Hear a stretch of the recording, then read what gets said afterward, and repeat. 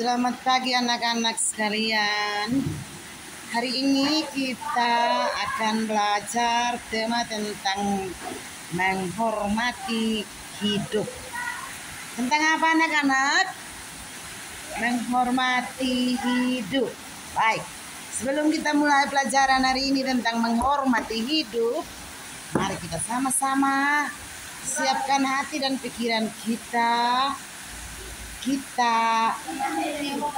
bisa berdoa bersama. Mari kita berdoa. Dalam nama Bapa, Putra, dan Roh Kudus. Amin. Terima kasih Bapa, karena Engkau sudah menghantar kami ke tempat ini, ke sekolah ini, ke SD Payola Unggul.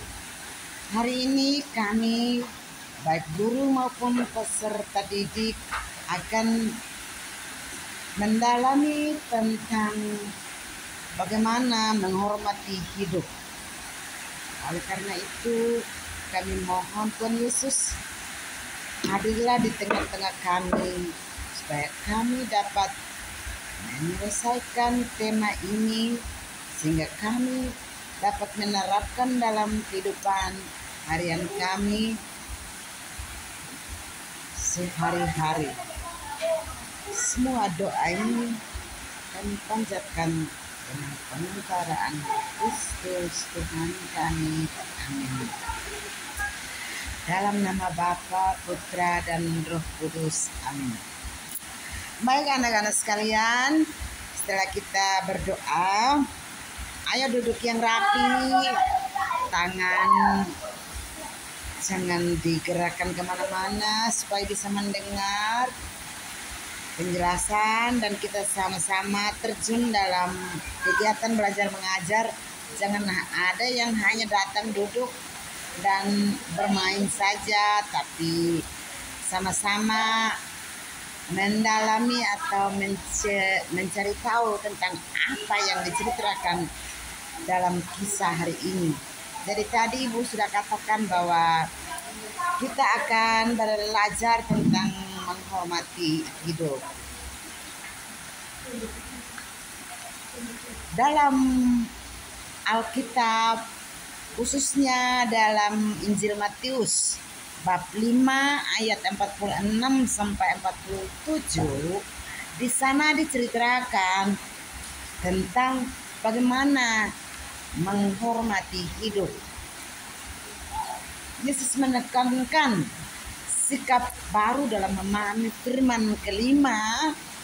Firman apa? Jangan membunuh.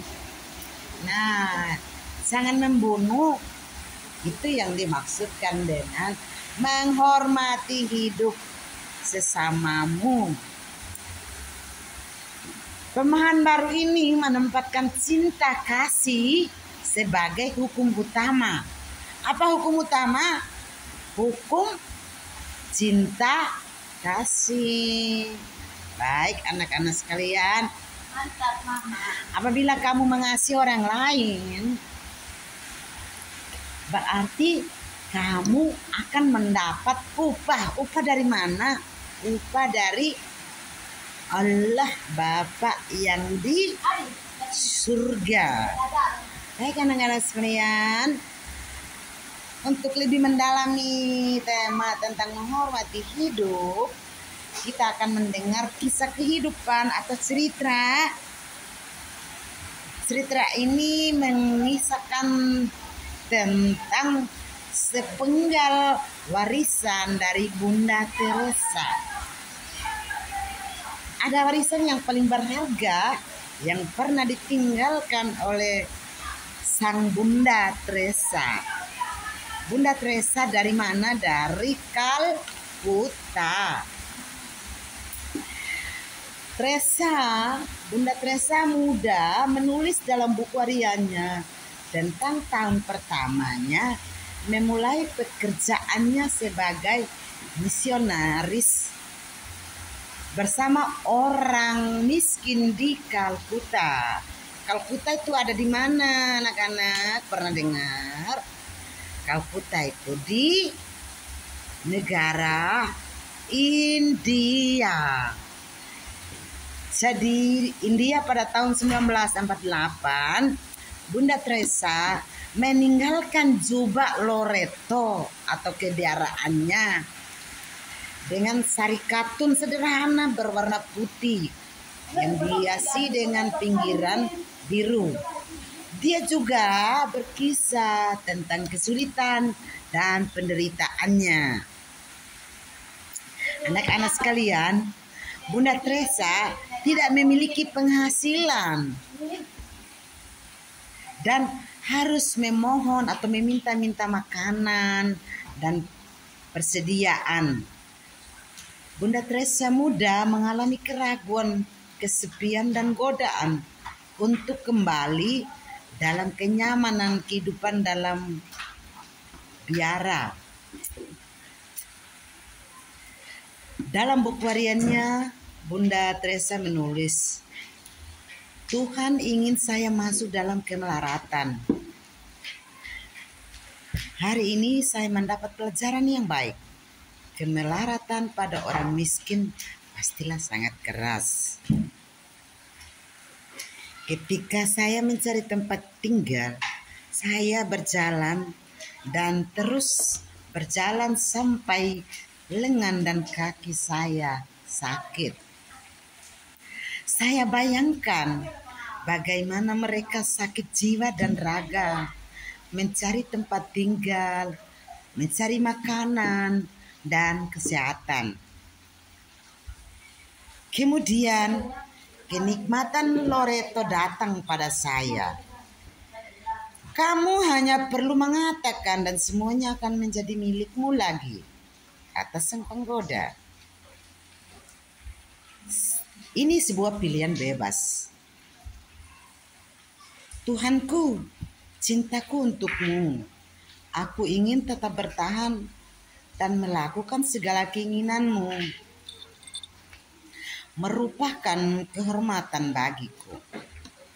Aku tidak akan membiarkan satu tetes air mata jatuh karenanya. Maka pada tanggal 5 September 1997, tanggal berapa anak-anak? 5 September 1997. Bunda Teresa meninggal. Jadi Bunda Teresa itu meninggal pada tanggal berapa sayang?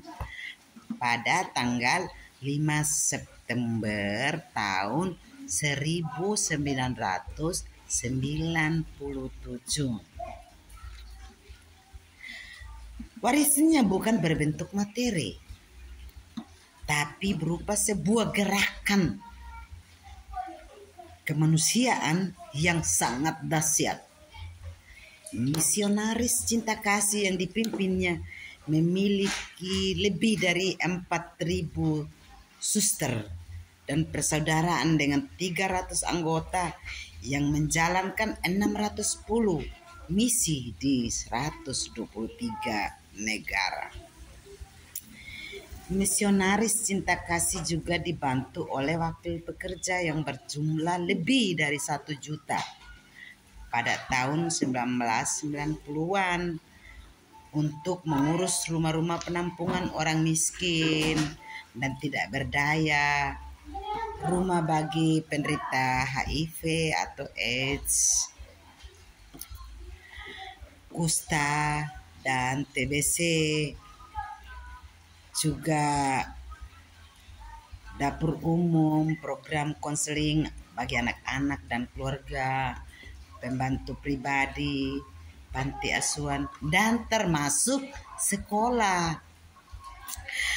Namun warisan yang paling dahsyat menurut saya adalah ketika Bunda Teresa menulis beberapa bait tentang seluruh pengalamannya ketika memiliki kesulitan, penderitaan, dan kesabaran untuk membela harkat dan martabat kemanusiaan.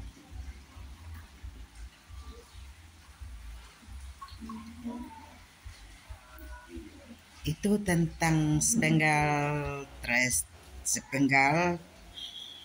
cerita dari atau sepenggal warisan dari Bunda Teresa.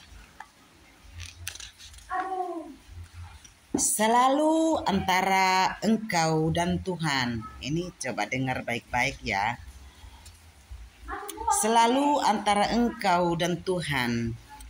Orang kerap kali tak bernalar, tak logis dan egois.